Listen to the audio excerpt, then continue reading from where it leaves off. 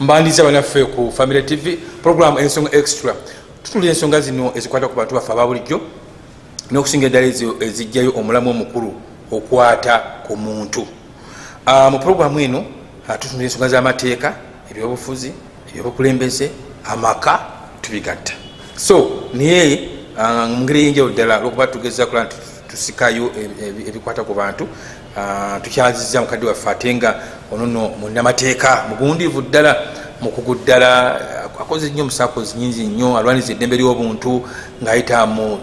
bitongole ebitala bimu naddala ku level ez'enjawulo kubanga atale ku ddala ly'amateeka ogamba yagasoma n'akaguukuka ate era nga mukugu ddala nolwekyo omuntu bw'aba dokita toyinza kumwesimbako. So si mulala nina muzzukulu wa Gabo ng'ali wano Dr. Sylvia Namubiri Mukasa aneegaseeko nate naye ng'ajjukira nti mu myezi ngeri twali naye wano akomi mwambumbuuza lulinga mugamba nti dokita mwagala akomewo kati muzizza nolwekyo mukulu Kabuladde wali kusaidiza obutuuka mu kikuubaawo waŋŋamba nti programu ye wagiraba kati muzizza era ndowooza nti kwoli. Okay, tukwaniriza dokita wali kujja kutwegattako muli mutya? Je tuli ssebo mwami Sserubiri nsanyuse nnyo okukomawo mu studio zaffe za Family Television era ntuusa okulamusa abantu baffe benna abatulaba n'okubakulisa omwaka owedde kubanga sikomangawo etokomangawo wakoma okulabikako wano nga tuli mu lebulebu za byakulonda nga tuli mu twali mu get set nobaako betegeka nobaako bingi byotulungamya munnamateeka omugundiivu ddala ate omutendeke naye nga sina kutwalayo nnyo nandyagadde oyongere abantu kubawo kifaananyi bwetwogera ku Dr. Sylvia Namubiri Mukasa twandyagadde twongere okumutegeera ayongere otulambulula wawo nze nkumanyi n'omulabi waffe sooka omuweeko kagundi ako kahinti akakwatako kubanga nze nkumanyi oli mukugu naye abatulaba nabo bandyagadde okumanya kyendi. Nebaza Mukama nti nze Sylvia Namubiri Mukasa ndi mukyala munnamateeka omutendeke yasoma degree ate nenfuna ne diploma mu kutegeka amateeka ate era nenyongera nenfuguka mu byenkulaakulana y'abantu gye tuyita development studies ku ddala ya human rights no okuva Netherlands kati nenfuna masters mu human rights and human development studies majoring in human rights and social justice perspectives then nenfuna ne doctorate mu humanity. So kusoma kwange okwo n'emirimu gyange ngikolanga omukozi wa bannakyewa bagamba nti nakolerako nembeerako omulamuzi ate nenvaamu nenzija eno ku ludda olulwanirira eddembe ly'obuntu nzirukanye ekitongole ekiyitibwa Legal Service Providers Network mu bufunza abangi kye bamanyi nga LASPNet. Ekitongole ekyo kikwanaganya bannamateeka oba bapleader abagaba obuyambi obwobwereere mu mateeka nga tuli ebitongole biringa 54 mu Uganda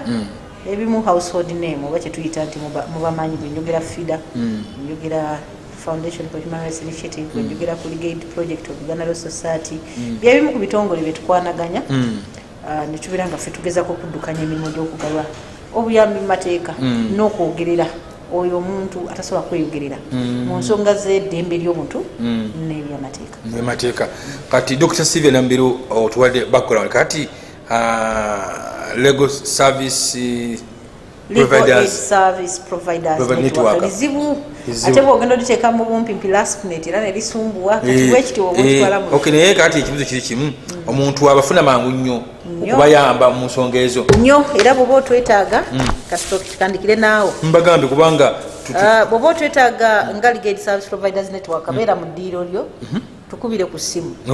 essimu eyo bagita buli wendi kufuna ate tesasulirwa eri 0800 00M 00M 55 0800 00M 00M 55. Esimu eno eriko gye tuyita call center erina abagikwata tubayita ba call center agents okuva ku ssaawa 2 ez'okumakya bayinza n'okutuuka ne ku 12 naye nga essaawa entuufu ey'okukola 2 ey'okumakya mpaka 11 n'ekitundu nga bakuwuliriza ensonga zo ne bakubuulira ekyokukola bw'aba takunnyonnyodde asobola okugamba nti genda okumpi eggulu wano ojja kusangawo ekitongole ekya FIDA Uganda, ojja kusangayo ekya ACTV naddala babatulugunyizibwa African Center for Treatment of Torture Victims, ojja kusangayo Refugee Law Project. Kisinzira ensonga zo naye nga basobola okugamba awo okumpi oli padel nti etambula genda ekitigumu, ojja kusangayo Justice Centers Uganda, ojja kusangayo Legal Aid Project. Kati bwebito bakulagirira so mu mateeka muyamba abantu tuyamba ngeri yabwerere bapulida basasulirwa abagabi b'obuyambi nga Democratic Governance Facility. Kati atu tutandikire ddala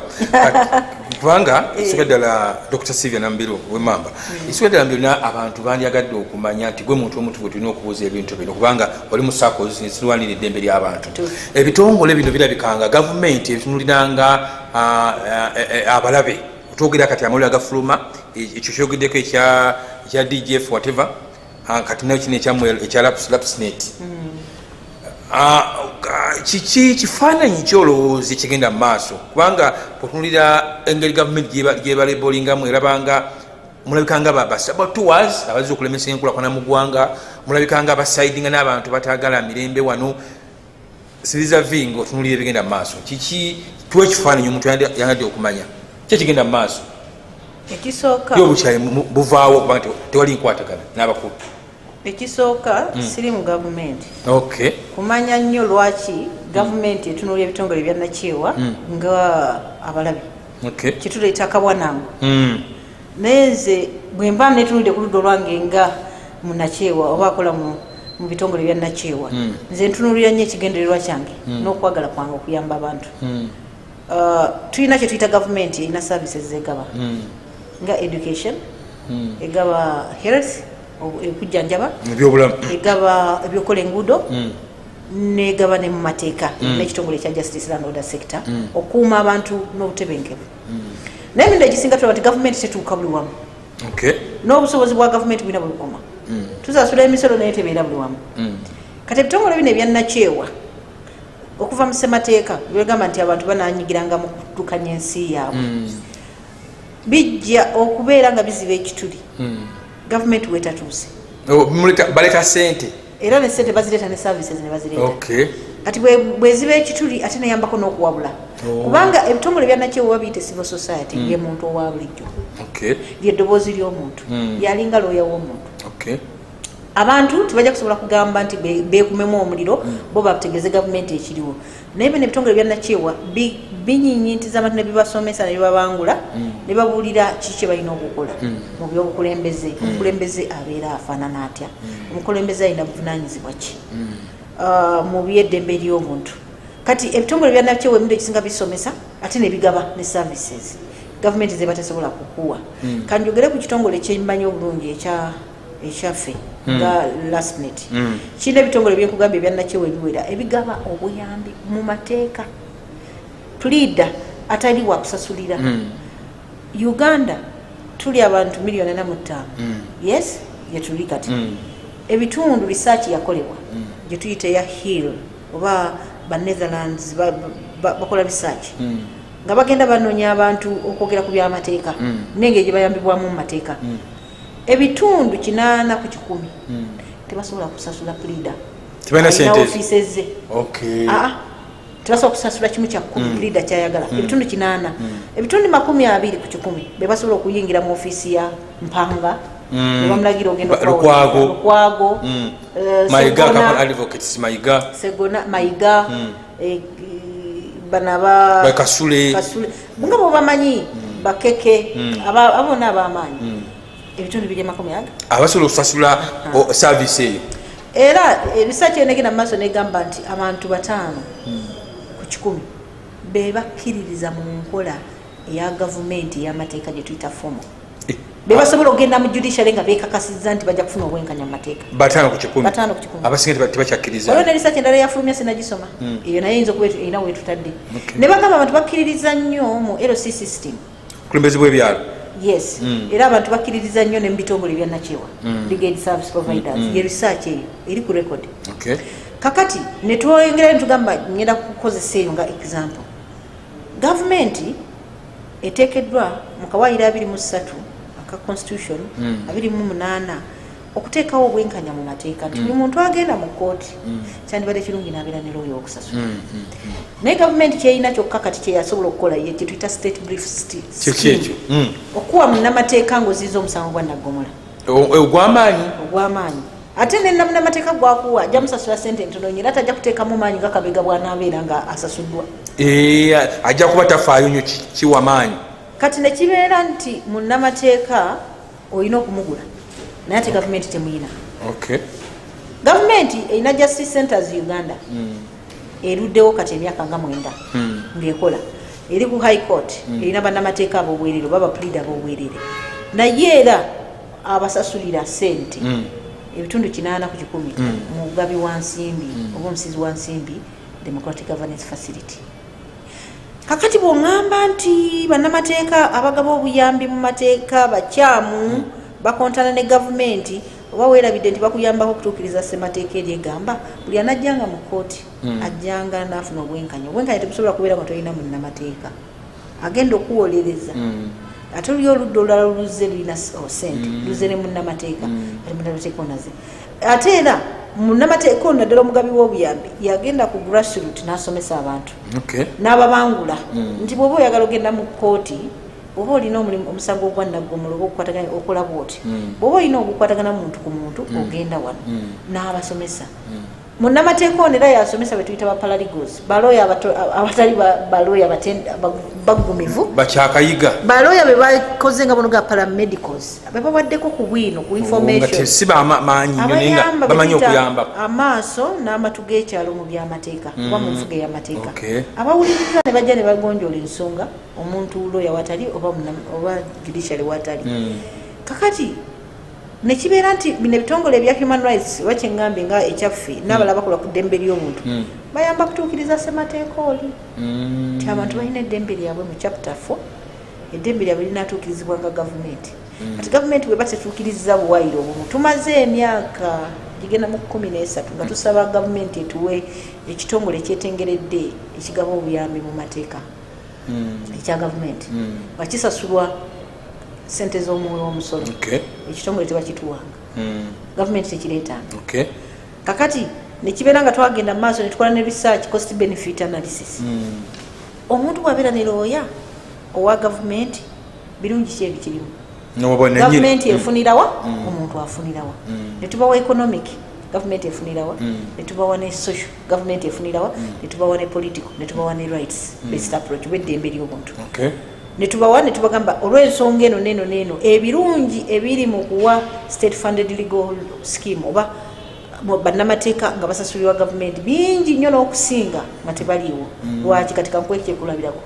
omusibe bw'abeera mu prison olunaku lumu asasula gavumenti esasula sente zitaka wa 35 kumubeezaawo okulya agenda okumaliriza omwaka nga ali mu 17 billion omusibe ate bajjudde omujjuzo muyitirivu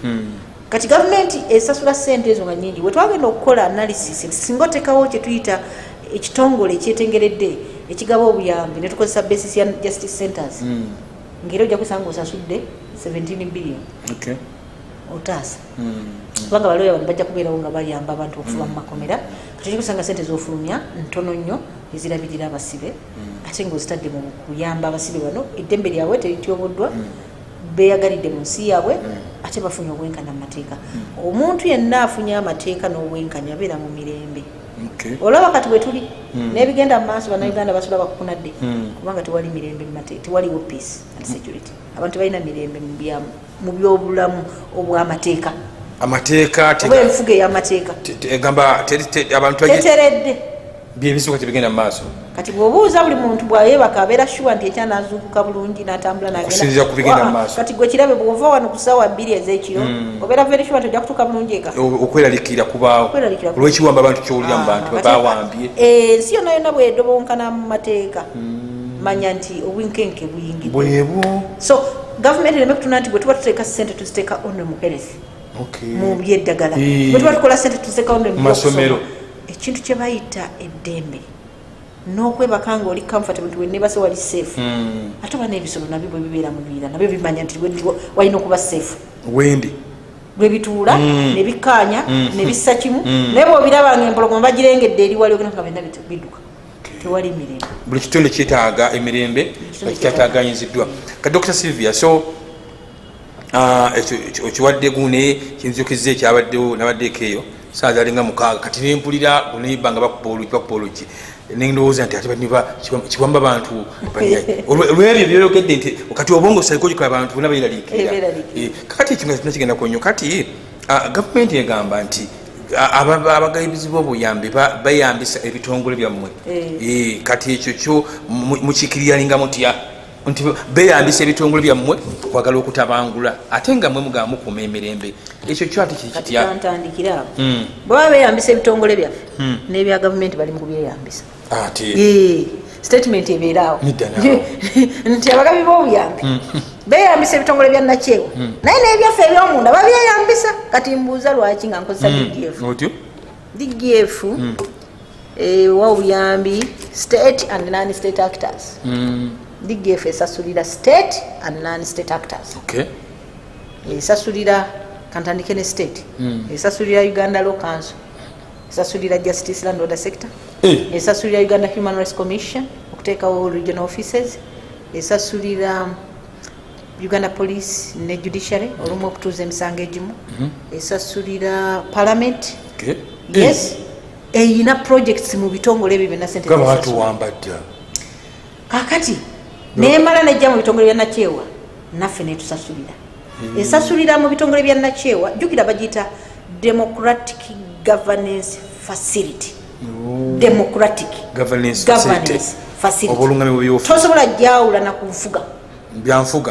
ebyenfuga bijjiramu ekyo tuyita economical ebyenfuna negiramu ebiri social ebyobulamu obwa bulijjo negiramu ebiri political ebyobufuzi kakati Democratic Governance Facility bwekutunuulira bweti ekutunuulira kikyokola kigenda kuyamba kyokudipeninga demokrasi ya mu Uganda nti eddembe ly'omuntu kikulu nnyo mu kulaakulanya ebyobufuzi nti yes kakati bwekitongole ekyo eddembe ly'obuntu ogenda kukola mirimu ki gikwata kuki era gigenda kukola gitya okuyamba eggwanga okulaakulana n'okugenda mu maaso obukulembeze obutebenkevu so obukulembeze buno bwe tulimu obw'obunkenke Democratic Governance Facility nebanga egenda mu media freedom of expression yes and association negamba Uganda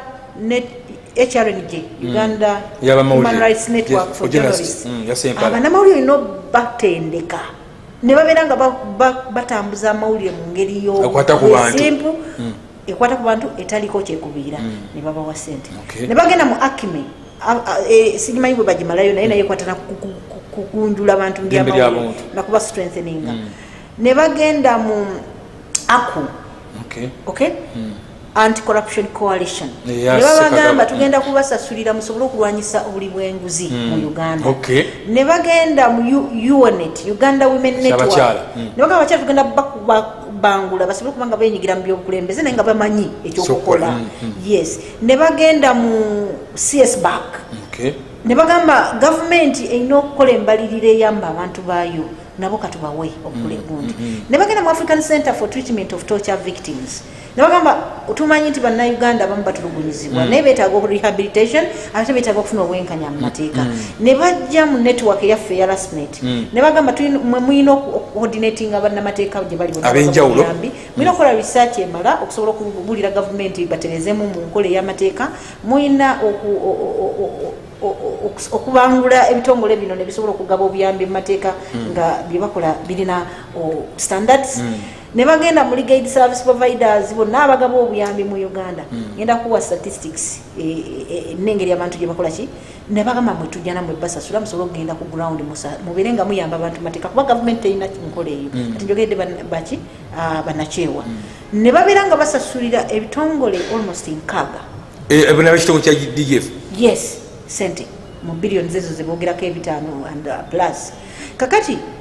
nekibeera nti gavumenti bwegamba nti basasulira obutali butebengevu naye kiba kitegeeza nabaana bino byonna ebitongole bya gavumenti byonna byafuna ssente okugenda okutawanya gavumenti n'okugirimirira ekyokubiri sente ezo mpitirivu nnyo okuyingira eggwanga nga zimala gayingira ekyo kyonna nakyo tulina okitunuulira tewali atoba anti-money laundering act ebitongole bino byonna era ngenda kuzzaayo nti bigoberera amateeka anti-money laundering act weeri era bagitunuulira nyo bagiwa ne authority number financial intelligence authority etunuulira kakati DGF yayitawa ne sente mpitirivu ezigenda okutabangula eggwanga ezitabeera vetted ekyo kimu DGF erina bambassadors abali mukaaga abo naba envoice bo be baagala okujja ne batandika okutabangala eggwanga nga tebayise mitendera mituufu Minister of Finance naye yandiyagadde okubeera nga sente za DGF ziriko ekibuuzibwa ng'ateekola mu gavumenti emirimu gyayo ebyo n'ebibuuzo obyebuuza kakati okujjako nga gavumenti egamba nti abantu tebalina kwenyigira mu byabukulembeze bwa ggwanga tebalina kubangulwa civic education tebalina kusomesebwa okutegeera engeri ki gye balina okwengiramu yes kati tubanga abeekuba engalike bwe mba nkozesezza oluganda kituufu tubanga abeetema engalike nti kino tukyagala tetukyagala twandikikoze bwe tutyo twandikikoze bwe tutyo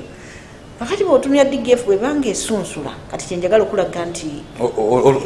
tugeza tulagana mu migaso gya bitongole bye kisooka emaze wano emyaka egitaka wansi wa 8 kituufu giri mu 10 bwe njijjukiranga bwe yatandika nga legal aid basket fund ate ng'eri efocusinze ku legal aid yokka mateeka nejje transitioning negaziwa democratic governance facility nereeta ebya human rights and governance nereeta ebya accountability nereeta ebya governance rights and justice wekitegede nekola mu spheres ez'enjawulo oba ekowe ez'enjawulo era waliwo group ebeera managed by program managers balina program and learning manager oyo aba managing rights and access to justice n'abeerayo ne group emanaginga governance eyo nayo nebeera nga erina group yayo gyemanaginga era ebitongole bigwa mu kko ya governance and accountability ne bagenda eyo negyebeera n'abamanaging oba ne government kati neekolamu ekintu ekyenjawulo nti basunsula tosobola kufuna funding yaabwe nga togoberedde nkola ya government y'amateeka ekisooka olina okuba nga ofilinga returns engeri gy'okolamu emirimu buli mwaka olina okubeera accountable to the government of Uganda Registration Service Bureau erina okuba nga erina resolutions zammwe zemukola mu non-government organization ebeera ne annual report ebeera ne form ekwatagana n'emirimu gyammwe buli mwaka n'abakozi baba tusaba twayingiza mu system ya Uganda Registration Bureau okutuuka ku mukozi owa wansi ne sente zafuna system babirina n'emirimu gye tukola byonna babirina ne reports zonna bazirina ebyo byonna accountability Financial Intelligence Authority tubalaga sente zaffe zivaawa era zijja zitya ziri ku account ki mu point nga ne gwe tuyita anti-money laundering officer oyo yalinganga kaliisoliiso w'ekitongole singa afuna sente eziyingiddewo nga tazitegeera obuvunaanyizibwa bulina eri gavumenti okuripotinga sente zayingiddewo sizitegeera bw'aba takikoze naye nyini bayinza okumusiba certificate of license from Uganda non-government registration service bureau erina okubeerako ebyo nosooka nga ye checklist esooka democratic governance facility bwekifuna neraba ngaefunye proposal yo ebyo byonna obiraze nti obirina abakulembeze obayina olina fixed place of a body olaze okulaga emirimu gye bwogikola otaddemu n'abantu bebayinza okukola nga ba references abakufaaningako edda abakumanyi byonna nobiteekamu nibajja ne batuuka mu kitongole okola kye bayita pre-assessment nga bamaze okukkiriza nti oyinza okubeera omu kuba nafuna sente bakita pre-assessment of ey'ekitongole ekyo byewayogerako byonna mu proposal weebiri byonna olina obijjayo kuyisa wansi wa meeza n'obiteeka wali ne babicyekinga ne babiteeka ku fayiro ne babitwala ate bwe bamala okuwa sente zaabwe bo bennyininyini bakuweereza ba auditors baabwe nga bo abajja okuauditinga project yo bwe bamala gy'auditinga bwebamirawo ensobi zonna ezigenda mu maaso either ozitereza oba ne bakustoppinga funding era gye bali bangi bebastopinze funding kakati ne babeera nga bajja monitoring periodically okulaba mutambula mutya emirimu gye mugiddukanya mutya ne gavumenti yenyini bagibuuza ebibuuzo mu monitoring eno bagendayo balego service bakola batya bano no bagendayo nabo bennyininyini oli okubabuuza emirimu gyaffe mugikoze mutya bakana n'akataano kakati rigorous process eyo gavumenti bwegamba nti muli balabe baggwanga kiba kitegeeza gavumenti ekoze kyetuyita shrinking space okukendeeza okunyiga n'okushaping oba kyetandise okuwumbawumbe si kuwumbawumba kunyigiriza katukozesa ekigambo kunyigiriza space yaffe mwe tukolera n'ebigendererwa byaffe tebibasanyusa lwaki oba oliawo kati bwe nzija ne ngamba omuntu nti tolina kukwatibwa mu mateeka bwe bakukwata looya waalina okubaawo bwe bakukwata olina okumala ennaku 48 mu kaduukulu ka poliisi kyokka nga ate yo gavumenti yagala omalayo wiiki kati awobeera mukyamu ate nga yo ngamba abakozi ba gavumenti kubanga gavumenti nga yo yateekawo amateeka kiba kitegeeza yali yagala okugoberera amateeka naye bano abakozi ba gavumenti naddala bakola mu security bo amanyi bwakwata omusibe ye amulina mu ngalo 2 oyinza bubwe kati bwamala omukwata 48 n'amazaayo oba n'amuyisa eno ebbali nga tebategedde kati goli mu kujja obagamba nti owange enforced disappearance eriyirigo kakati oba obangula abantu bazuukusa obateekamu okumanya oli mukuba ebituli mwoli abadde abafuga mu ngeri gyayagala bafugemu kati oba ofuuse mulabe naye ngaate kuba butategeera kigendererwa nankola y'ono n'ekigendererwa kye ne mandate nga tukumpe okumaliriza batugoba ngalo munsi kiba egaana ebintu nga bino ebibina kati ngebyammwe ensi n'ebigobera nti teyagala gyekiri mu nsi gyeziri ensi nga China waliwo ensi naddala ezo ezifugibwa nakyemalira North Korea gyeziri nawale waffe mu East Africa waliwo ezisembera nesijja kumenya security kubanga baba bandi kumpi naye ngaensi gyeziri naddala bwolaba ensi ngaetandisa okufunza kyetuyita abalwanirizi b'eddembe bwolaba ensi ngaetandisa okufunza bannakyewa eddoboozi ly'abantu bwolaba ensi ngaetandisa okukwata abantu ekyeyononere beeramu okweraliikirira kubanga enfuga y'amateeka eba ekendeera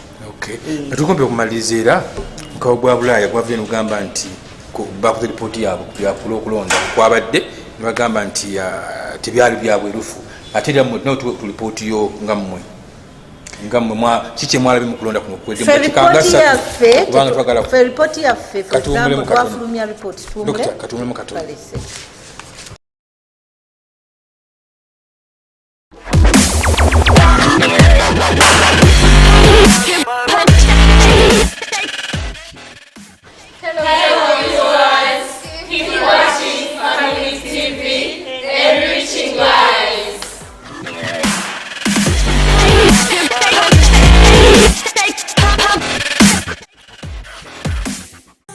ennaku zino ensonga y'ebyokwerinda nkulu nnyo era omuntu asaanidde okwekuuma n'ebibye wano nno Eagle Eye Security and Technologies Limited weeviiriddeyo balina buli kika kya CCTV camera alarm systems bw'owa ekidduka kyo ng'emmotoka oba pikipiki weefunire GPS tracking system okuva mu bakafulu bano balina fensi z'amasannyalaze razor wire ne access control ez'enzigi basange Najjanankumbi Entebbe Road okumpi na Shell Kazi opposite TNT Supermarket bakubire ku ssimu 0705 367 732 oba 0789 357 097 Eagle Eye Security and Technologies Limited.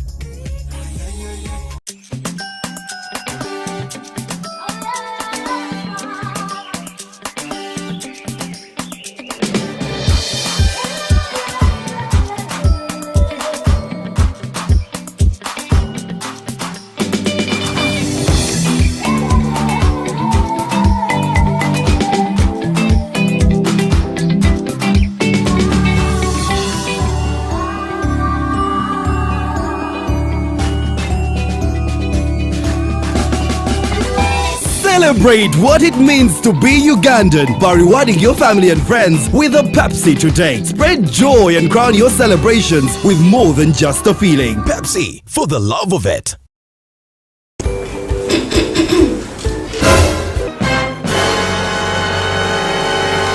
This is my 3-in-1. Ntambula nako yakola kituzi yebale ate nze nkaawaako omuliro. Kituzi healthy drink kyekyokunywa kye eky'ebirungo ebisatu ebiri awamu ekikamuddwa mu butiko bwaffe obwa wano kijjuddemu emigaso nfaafa ate nga tekitamiiza. Kituzi healthy drink yakakasibwa ekitongole ekikakasa omutindo ekya UNBS. Essimu 0787 345 31.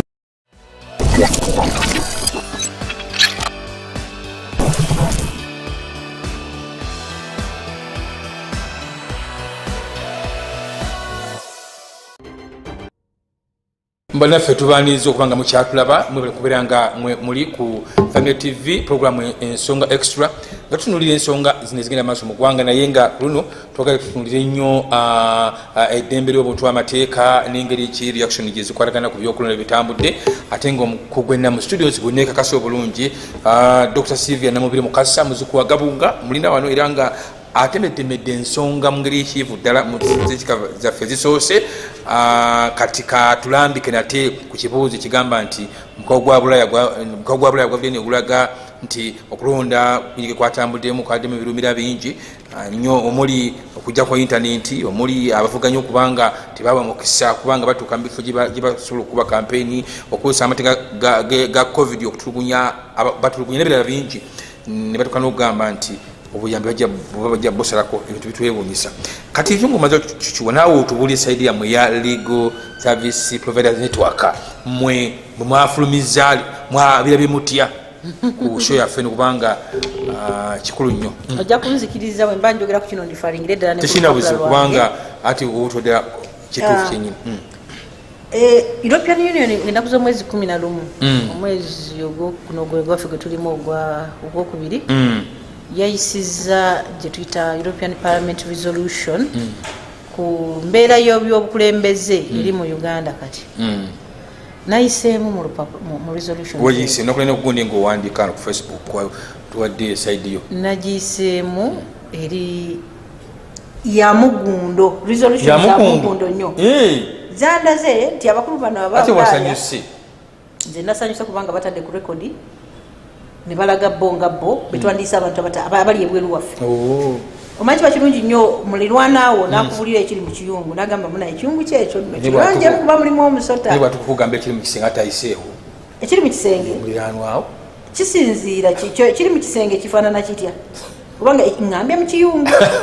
emmere mwogifumbira ngambye mu kiyungu sigambye mu kisenge nze ngambye mu kiyungu batagambye nti agenze ekirika n'agenda mu CIU n'agenda ewali mu kadukulu najjayo kyekibeerayo agenze mu kiyungu wokkiriza abantu okujja okulingiza emmere eyiddeyo batenda bamaama biki bawadde resolution ezo nga za mugundo resolution zino bazisinzidde ku mateeka agafuga ensi yonna era basookedde kugamba nti bakkiririza mu mateeka agafuga ensi gonna ge batunuulidde agamu ku mateeka ago nga Uganda yateekako dda omukono agamu ku mateeka ago nga bakola ku byobukulembeze batunuulidde ebyobukulembeze bwa Uganda nga tetunagenda mu kulonda biki ebyaliwo nga tuli mu kulonda biki ebyaliwo ne biki ebyaliwo nga tuvudde mu kulonda batunuulidde eddembe ly'obuntu nga bwe liyimiridde mu kaseera kano across divide nga bono gamba nti batunuulidde eddembe ly'obuntu mu ludda olw'abantu abavuganya mu gavumenti mu opposition ne batunulira eddembe ly'obuntu mu bitongole ebya nakyewa ne batunulira eddembe ly'obuntu mu human rights abalwanyizi b'eddembe ne batunuulira eddembe ly'obuntu nga bwe liyimiridde mu bannayuganda ne batunuulira okunyigirizibwa okugenze mu maaso naddala mu biseera ebyokulonda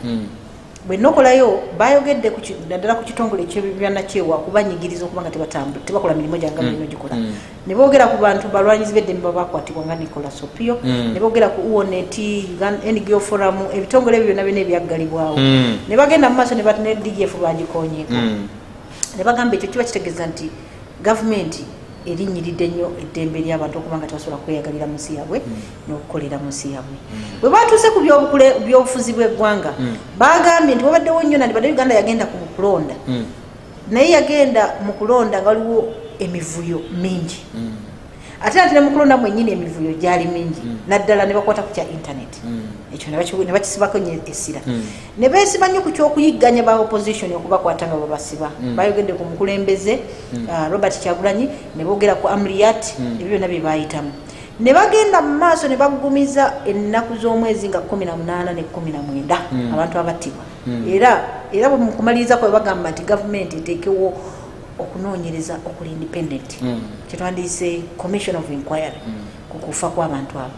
ne boogera ku bantu abakwatiddwa ekyenonera abayisibwawo ne basibibwa mu safe houses mu kiwamba abantu ne bagenda mu maaso ne bagamba omukulembeze ono yali namba 2 mu kubyokulonda gwe basibira mu nyumba Kyagulanyi era ne bakoona ne kubeera nti ensonga ziri mu kooti ne basaba abalamuzi okubeera nga balamula okusinza amateeka era nga bakola obwenkanya naye mu byonna bamaliriza nga bagamba tebanandibadde okulonda kwaliwo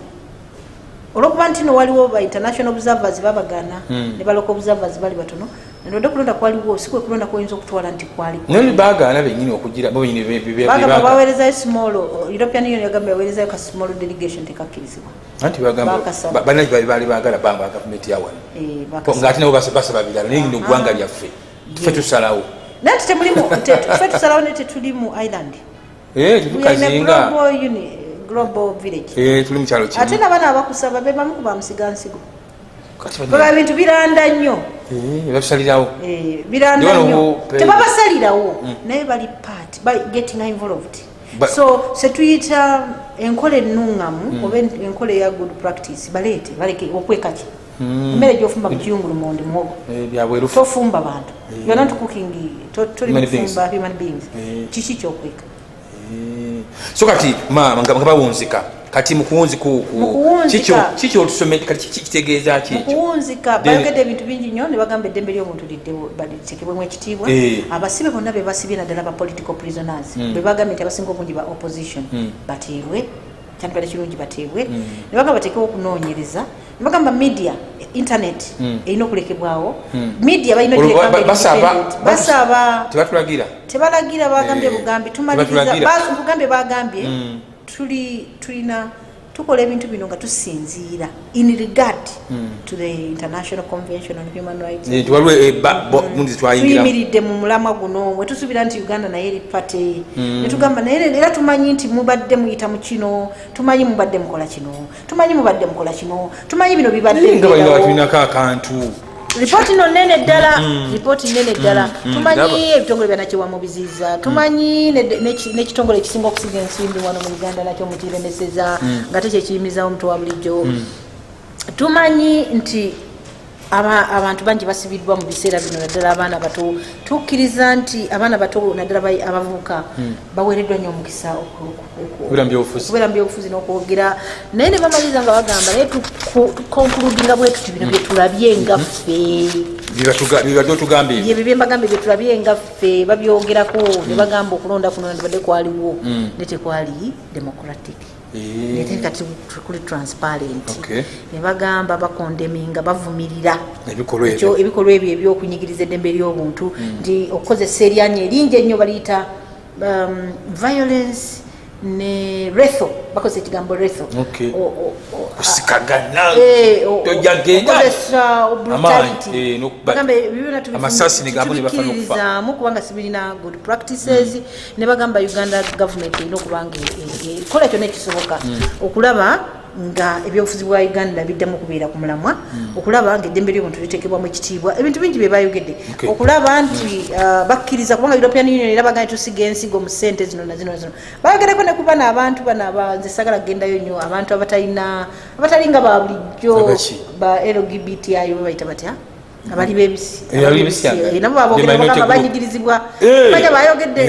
balina n'ekifo kye bayogeddeko gye balobinga abaana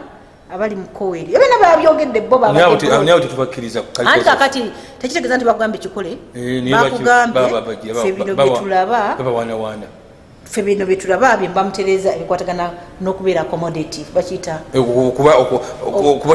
obutaboola accommodative ne bamaliriza nga bagamba nga balagira president waabwe asharinga document eno wa European Union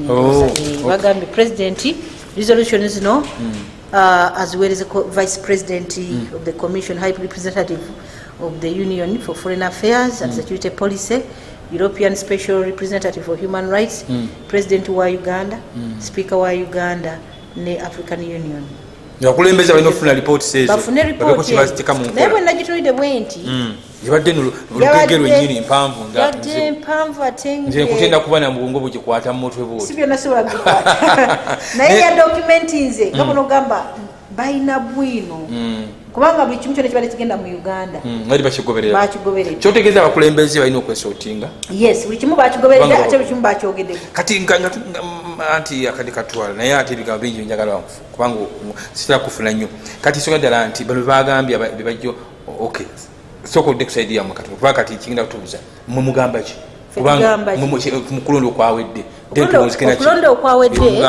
twasaba observation yabadde ki okulonda okwawedde twasaba tubeere kubalondoola ebyokulonda ekitongole ekya electoral commission naye tetwaweebwa lusa tebabakkiriza ate tebatuwa reason naye tuli ekitongole ekyetengeredde ekyannateewo ate era tulina emirimu gyaffe nga ffe tukola research nga ekyo kitukkirizibwa mu mateeka tukola kyetuyita okupeperereza lobby and advocacy ate era tukola kyetuyita okuddukirira abantu mu byamateeka tulina rapid response so twagenda mu maaso ne tukozesa ekyo twasindika balooya 8 ne tubasindika mu regions ez'enjawulo ne ba paralegals yes naye netumala tudocumentinga naye naffe twagamba bwetu nti ekulonda kwalimu okulinyirira eddembe ly'obuntu kungi era tulina ripooti gye twakola gye tuyita preliminary trends and impact of 2021 elections twogera ku kuvumirira eddembe ly'obwebange ery'okubeera ng'oli free twogera ku bantu abakwatibwa abayitirivu ennyo twogera ku bantu ababuzibwawo twogera ku mulundi ogw'olunaku olw'okulonda twayamba abantu 67 abaali bamalize gakwatibwa mu byamateeka era netugezako kubayamba naye nga tetwogera mu ripooti yaffe twogerako ebyemabega twogera ku kulinyira eddembe lyo freedom of expression and association okulinya eddembe ly'okweyogerera n'eryabannamawulire tukyogerako nnyo mu ripooti yaffe twogera ku kutulugunya abantu n'okubayisa obubi nga abantu ekintu ekimenyera ddala ssemateeka akawayira namuminya twogera ku ddembe ly'obuntu naddala okutta abantu ekyeyononere arbitrarily yetuyita extrajudicial bukambwe bungi obutayita mu mateeka kukozesa amateeka mu ngalo extrajudicial killing n'ojjawo obulamu bw'abantu era twogera ku bantu 54 aboogerebwako betwafiirwa 18 ne 19 netwogera n'abalala bafudde ekyeyononere nga Franka netwogera ku Zebra abo bonna tuboogera mu ripooti yaffe Kasirye tumwogerako ng'omuntu omugoba atulugunya bannamawulire ne bamutuusaako obulabe twogera ku situation ya human rights defenders eri gye nkugambye ebitongole ebyaggalibwawo accounts zaabwe abandividuals abakwatibwa banakyewa abakwatibwa ku lunaku lwennyini olw'okulonda ne bateebwa nga bamaze okubatula ebivudde mu kulonda tuboogerako twogera ku ddembe ly'obuntu ery'okufuna obwenkanya mu mateeka ne tugamba weewaawo balooya baffe badde bagenda ne bafuna obwenkanya mu mateeka ne balowolereza abantu ne tuzudde nti waliwo poliisi ezimu nga teziganya abantu kubeera nga batuukibwako tuzudde nti eriyo abantu abali mu safe house abatamanyi magendere gaabwe abantu ababuzibwawo abo nabona tebabeera tebafunye bwenkanya mu mateeka eyo ripooti yaffe nekyogerakomwafulumiza kati sofa kati ng'omukugu mulina kyemukoze ku ponu bwe bawamba kubanga muvani gye mutuuseeko nemugamba nti tubavubyeyo mu nkomye gye bali kubanga wategenda kujja ekiddungu yagamba nti nabo tebamanyi gye bali abamu abasinga era nti kakati omuntu bwe bamuwamba oba omugje mu kowe erya muntu alina protection mu mateeka oba omuntu alina obukuumi bw'amateeka oba omugjewo kubanga oba omuntu abantu be tebamanyi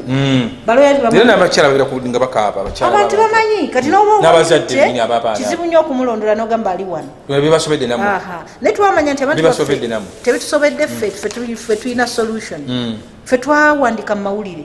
abantu netubagamba nti tosobola kumanya muntu nti yavulira okugjako ng'oloopye ne tubawa enamba okubakuba eya poliisi oyinza n'okulaba nga ezo cases ezimu eziri reported mu poliisi zavuddemu kuba nti abantu bafuna enamba ya poliisi ey'okuloopako ne tubateekamu amaanyi nti mugende muloope mufune reference nti omuntu waffe abuze ne waffe mukubeeyo kati fofa ndowooza twakanoonya abantu nga 6 ate bagambibwa nga baabula naye nga bali mu budukuli bwa poliisi bagenda tebabamanyi nti bagenzi kati bwomala okwogera noyigamba nti yabulira wano bamutwala bwe bati nga tusindikayo balooya nga bagezaako okunoonya bwe batuukayo tunoonya musibe gundi poliisi bwegamba temuyina gendako wano looya gyakoma okutambula gyamusanga sofa mune bemuzudde mu wiiki ewedde abantu nga 6 naye nga ateeka okubazuula basangiddwa nga bali mu budukuli bwa poliisi kati bano abamu abazuddwa nga bakubiddwa nnyo wateva waliwo ngeki banayambibwamu yes nga bwe nkugambye nti ssemateeka akawayira namunnya kavumirira oba kagaana omuntu yenna okutulugunyizibwa kabeere nga waliwo state of emergency kati balina kwekubira mulanga mu mateeka balina okuloopa gavumenti kigeza kati bano abazadde b'abaana tulina anti-torture act omuntu oyenyini yakutochalinga omugulako omusango nga ye tulina human rights enforcement act kati tulina ne Uganda Human Rights Commission and badde chairperson taliiwo abantu balina okujja mu kooti ne baloopa gavumenti olw'okutulugunyizibwa atone general bwobanga tomanyi yakutulugunya bwoba omumanyi yakutulugunya oyo yennyini gwe otwala mu kooti kati anti dokita zibe kiriwo nti abantu bafe basinga bali kati bali Buddu eyo bali Kalungu bali eyo Kagasa wansi eyo bali eyo nga tebalina bino tebabitegeere yabo omwana yabula bana bavubuka babulanga basatu balabika kisooka kyempa abantu baffe mbakubira omulango okwekubira endulu ku poliisi ebaliraanye poliisi baloope nawuliddeko mbwambwe bagenda ku polisi baka droni yamutwala ekyo kituyitiriddeko tewali kibayitiriddeko bw'abanga droni yamutwala n'otuukayo polisi negamba droni yamutwala then Uganda Human Rights Commission weri Human Rights Commission ekkirizibwa okuyingira mu buli kifo kyonna ewakuumirwa omusibe eddembe obuyinza bugiweebwa okuyingira wonna ewakuumirwa omusibe okukeberayo abasibe gye bali kati bwebanga efunye complaint eba n'enkizo wetandikira okukola ki okugenda so esubireme tuggwako n'otuule waka n'osirika yogera kibeere ku rekodi nti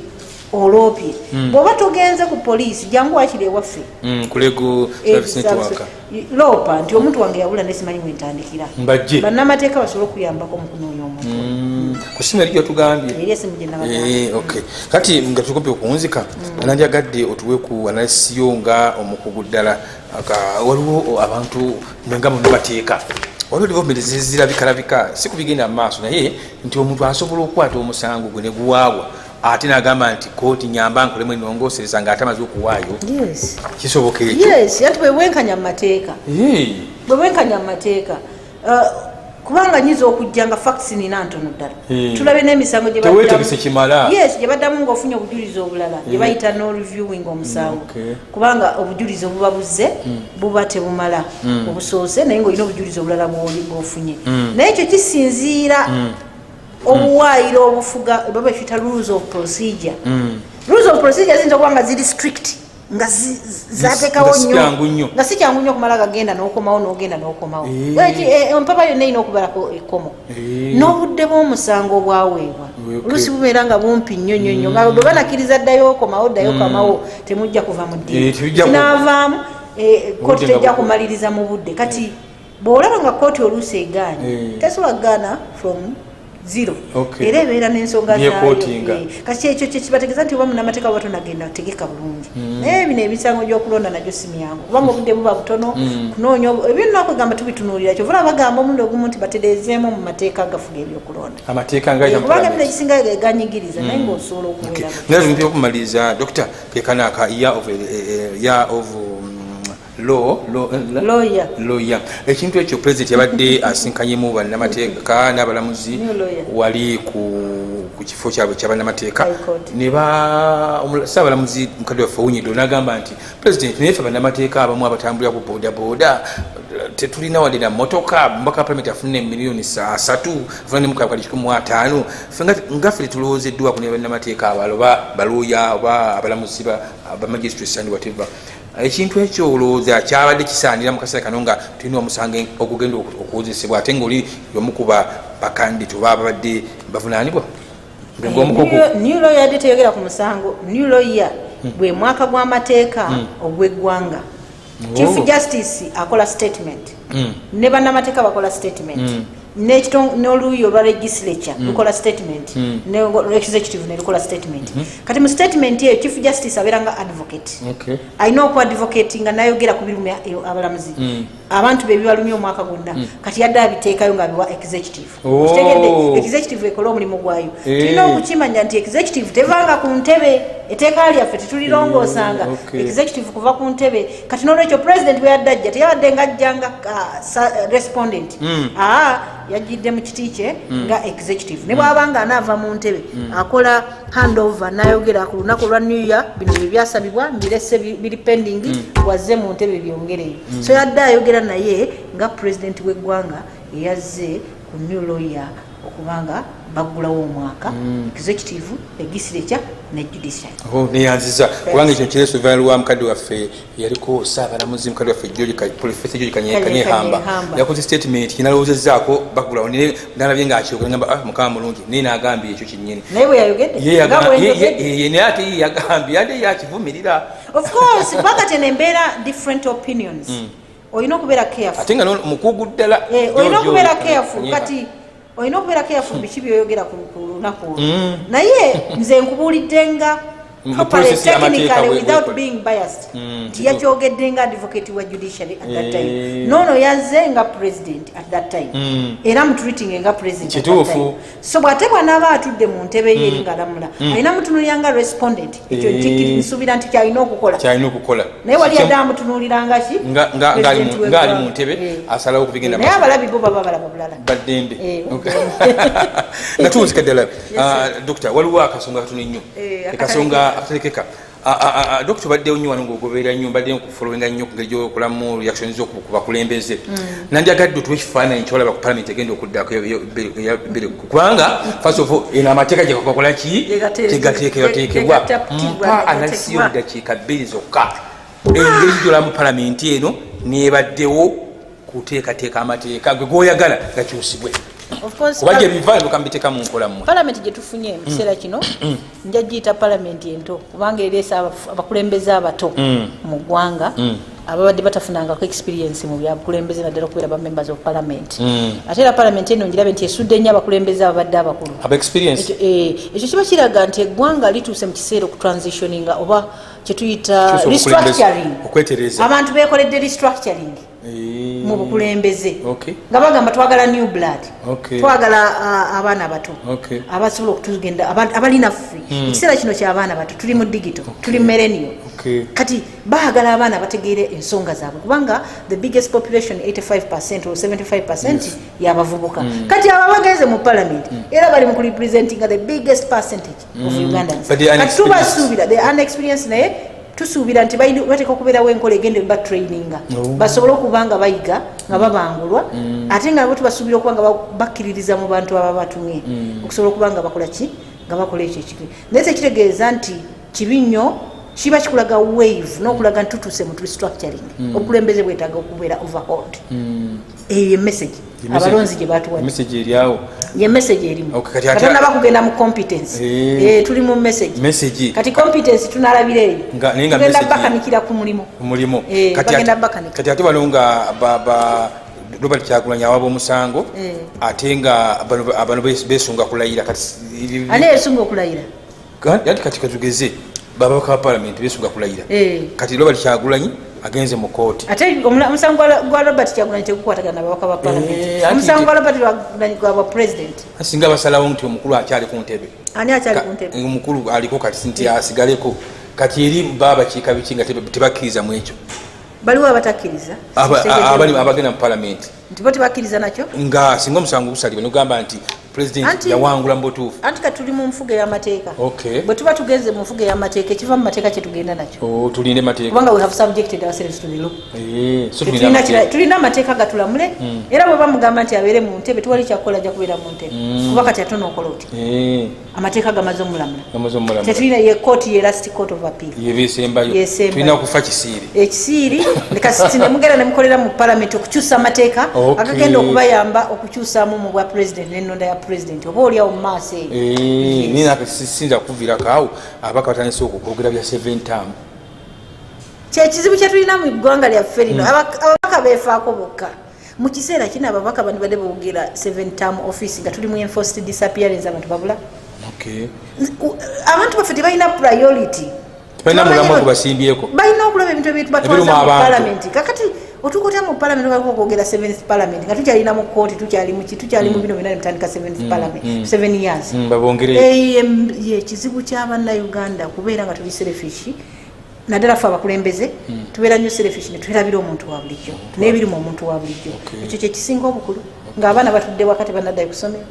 so nze ndowooza palamenti yaffe era we tulifotingira nti olumu emirundi egisinga bwetuuka mu palamenti esooka kwetunuulira kyekigaana abantu abamu ng'abantu baffe ogenda okuganda okulonda baba yenonderaki yemu kufakta evudde kantu butalonda lwaki eyo fakta nkulu nnyo kubanga abakulembeze tebalumirirwa muntu wa bulijjo basooka kwefaako eyo si yandibadde ku agenda kati ng'ebyokola bingi kankwerekereze naye mbadde nkyakwaga twogere bingi naye ojja kudda tetulina kyakukola naye nga tube tukyanyumira kubanga ebyetaago byaffe bingi n'ebigenda mu maaso bikwatagana n'obukulembeze tusuubize nti onadda kasita munabe inshallah mukama atuwa obulamu Kristo Yesu ajja kakati tuweyo akagamba akasembe kuwulira ddala nga mutuufu toyinza kaleka olabira ddala nga kali jeno naye nga ate olw'eggwanga nga kakulu nnyo because we leader oli kulembeze so ngenda kwogera ku bintu bibiri ebikulu ennyo kinsegesiga obukulu abaana baffe tubeerabidde nnyo nawulidde bagenda kuddayo mu phases naye nze ndowooza bwe twatuuka bwe tuba twagenda ne tulonda ne tukomawo nga tuli balamu mu covid abamu mukama n'abatwala bamu ne balwala time etuusa abaana baffe bonna baddeyo ku ssomero kuviira ddala ku nasale kubanga buli lunaku oluyita mu bulamu bw'omwana afiirwa future ye so nja kusaba omukulu akulira education mukyala Janet n'abalala ebyobuyigirizi ate aminga ate His Excellency ndo Dr. Jesse Muyinga yes ne bonna ngambye abakulu abatwala ebyenjigiriza kino ekintu bino bya fezi babitujjemu abaana baddeyo ku ssomero bategeka amasomero abaana baddeyo ku ssomero anti tewali bibiina ate tugula SOP za corona tujja kubeerayo mpola twambale masiki naye bino ebya phases nze ndowooza bituze mabega abaana bali mu kuzaalira waka abaana bali mu katyabageko kubasanya abaana ne ba maids ebintu bingi siroza nti bakola impact assessment ekyo kyekimu ku bye nandisabye gavumenti ekoleko mu bwangu ekyokubiri abasibe naddala ba political prisoners bateebwe omujjuzo mungi mu prisons luli nalaba ebifaananyi nga abantu b'e Masaka mu prison tebalina we beebase saamanya sosi ya kifaananyi ekyo naye bwekitunula bwoti kiri very clear nti bano basibe ba Uganda beebase buli omu ku munnaabo political prisoners tebalina musango okujjako okubeera n'endowooza n'okuwagira abakulembeze baabwe tebalina kye bakoze bateebwe ate era nabana ababuza abantu bakikuume batutwala mu kaseera akazigizi ekyo kye nandisabye sibula neyanziza nnyo nsanyusa nnyo mwami Sebuliri webale nnyo okubaganya ebirowoozo mwami Sebuliri omuliga nsanyusa nnyo okubeera mu studio olwaleero era neyanziza nnyo akaseera kompadde okwogera eri abantu baffe kyamuwendo nnyo kubanga amagezi gakira bingi naffe tusaba abantu baffe babeere nga bakakkamu wetuli okubaweereza mbadde ne mukadde waffe era munnamateeka omugundiivu ddala olunno ne ku bulamuzi yaliyo tumusabira mukama amuwa omukisa ate omulala ayongere okuseserkusanga banaatereeza judiciary Dr. Sylvia Namubiri Mukasa muzukulu wa Gabunga mukyala munnabuddu ddala wedde emirimu nvanviira Maria Kalungu ejava era nga yeddira mamba so gwe mbaneyo olwaliro naye nga atusuubiza okuddamu gye bujja ayongere tulambula naye n'ennamba yagibawadde eri erambika gibawe ngiddemu ngibawe njagala abantu bange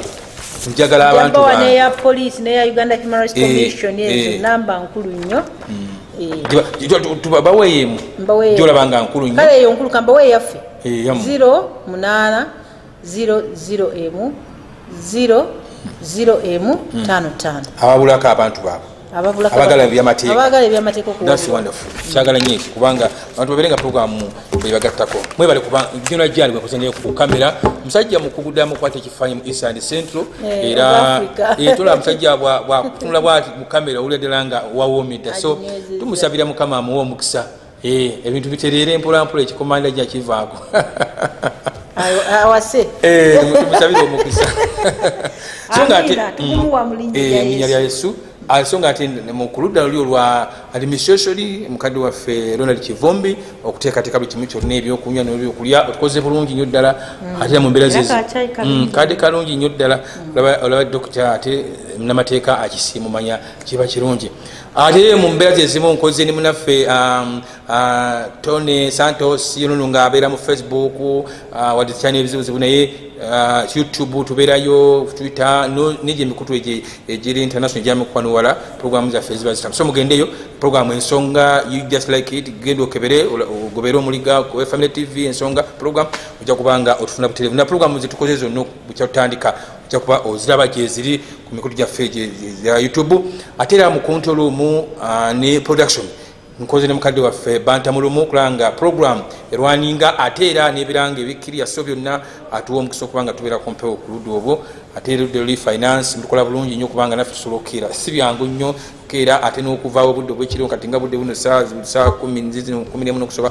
kitegeeza nti mutuwanirira ate ku ludda luli olwa MD nga yakulira emirimu gyonna egya kampuni gyonna nga bwegiddukanyizibwa mukadde waffe Amos Mwesiga tukola bulungi nga mukulembeze okuntiko kulanga ensonga zonna zigenda mu ngeri ya kannabwala. Mbagaza olunaku olungi mufeeyo nnyo nga mwagala Uganda kubanga Uganda yensi nnungi. Mbeere bulungi musigadde omuliga mweraba.